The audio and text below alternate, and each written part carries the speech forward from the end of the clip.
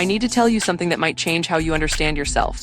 There are people walking around carrying mental patterns they were taught to see as flaws, when in reality those same patterns can contain real strengths. They notice details others miss. They think several steps ahead. They replay situations long after everyone else has moved on. They sense shifts in tone, motive, and energy that many people never register at all.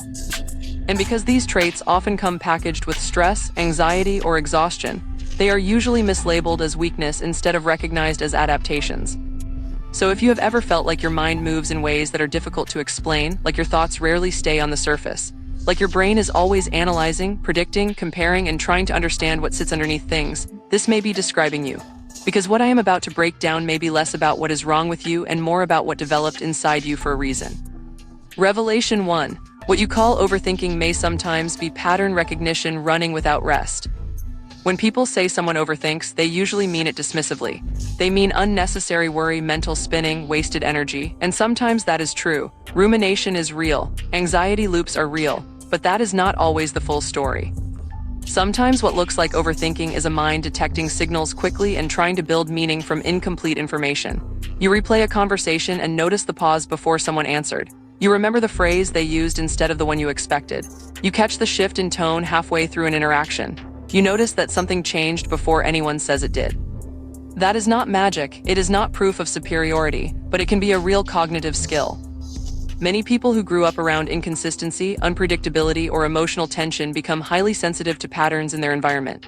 The mind learns that subtle cues matter. It becomes faster at scanning for what might happen next. That sensitivity can become exhausting when it never turns off. But in the right context, it can also become intuition, foresight, and sharp social awareness. The exhaustion is not always because you think too much. Sometimes it is because your mind stays active in ways other people do not see. Revelation 2. You may have developed the ability to hold complexity longer than most people can tolerate.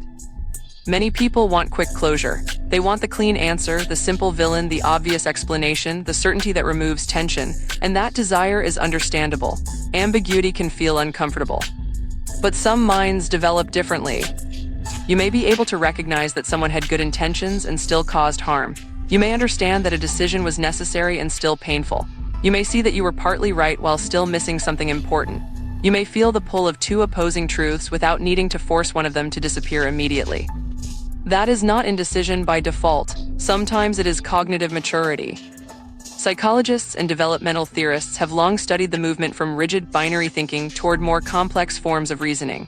The ability to hold multiple perspectives at once is often associated with better judgment in uncertain environments, stronger adaptability, and deeper understanding of human behavior. The downside is that it can make life harder in a world that rewards fast opinions.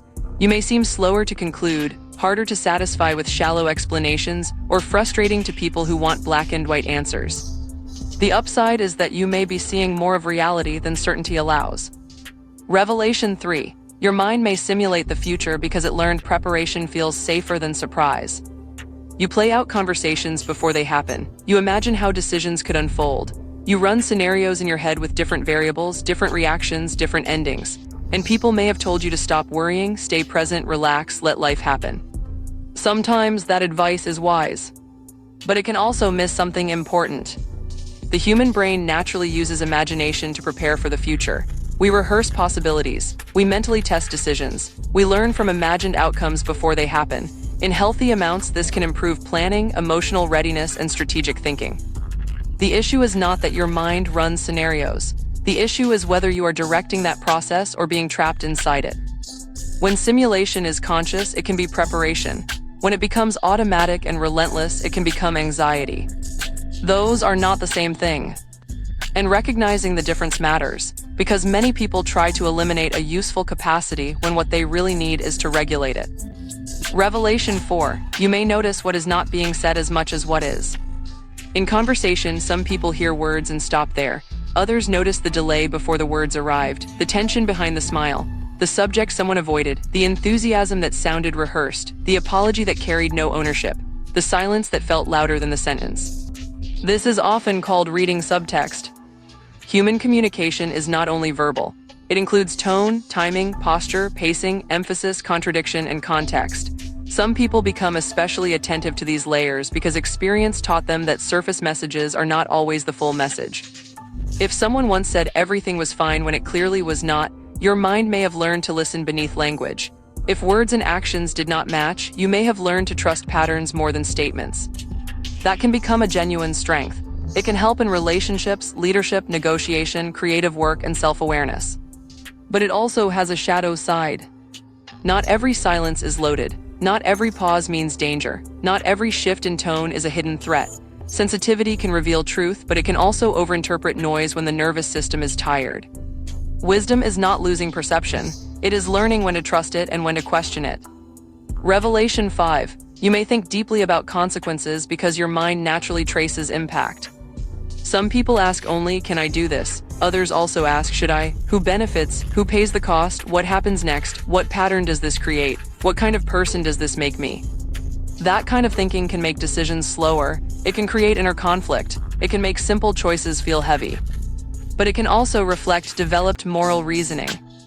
As people mature, ethical thinking often becomes less about rules alone and more about context, principles, trade-offs, and consequences. Not everyone spends much time there. Some do naturally. Some are forced there by life experience. Some cannot ignore second-order effects once they see them. If that sounds familiar, it does not mean you are perfect or always right. It may simply mean your conscience works through complexity rather than convenience. And in a world built on shortcuts, that matters. Revelation 6. You may have built an observer inside your own mind. There are people who experience emotions and are fully consumed by them. Then there are people who feel something while simultaneously noticing they are feeling it. You may be angry and aware of the anger, sad and studying the sadness, triggered and already tracing where the trigger came from. You may notice your own distortions while still experiencing them. You may understand your patterns in real time and still struggle to change them. Psychology often refers to this as metacognition, awareness of one's own thinking processes. It can be one of the most useful capacities a person develops. It supports learning, reflection, emotional regulation, and growth. It allows you to step back from automatic reactions and ask better questions. But it can also create distance. You may struggle to fully relax into an experience because part of you is always observing. You may understand yourself deeply while still feeling stuck. You may know exactly why you repeat a pattern and still repeat it. That does not mean the awareness is fake. It means awareness is powerful, but it is not the same thing as healing. Revelation 7. Your mind may carry real strengths and real costs at the same time. This may be the most important part.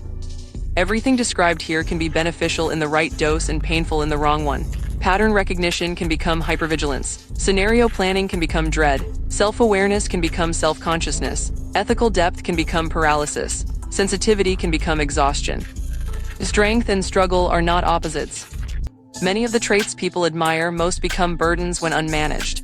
Many of the traits people criticize most contain hidden value when understood properly. So if you often feel tired in ways you cannot explain, if social situations drain you more than they seem to drain others, if your mind feels like it works overtime just to create normalcy, it does not automatically mean something is wrong with you. It may mean your mind learned powerful habits that now need guidance, boundaries, and recovery. You are not simply broken, you are not simply gifted either. You are shaped, and maybe understanding that is more useful than either label.